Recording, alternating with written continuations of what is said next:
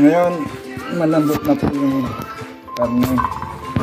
Talagay na po natin po susunod yung karote kasi matigas masyado po eh. Carrot. Unahin natin yung carrot.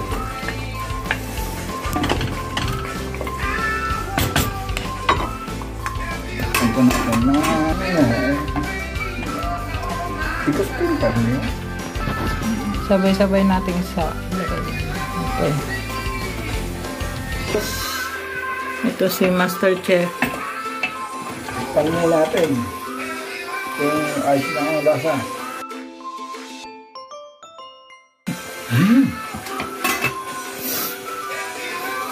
Kulang sa tagay. Kasi yung asino yung masyadong magpapalagnaw sa linuluto natin. Toyo, patatas. Yung patatas na ilagay niya. Ang ganda.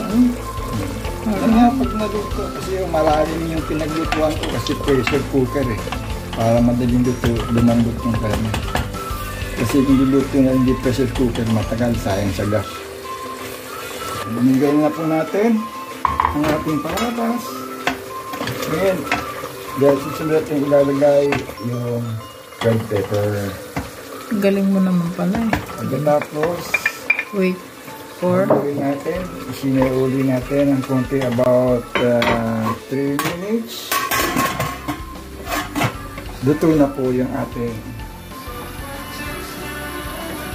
tawag niya. na-prep mo ba?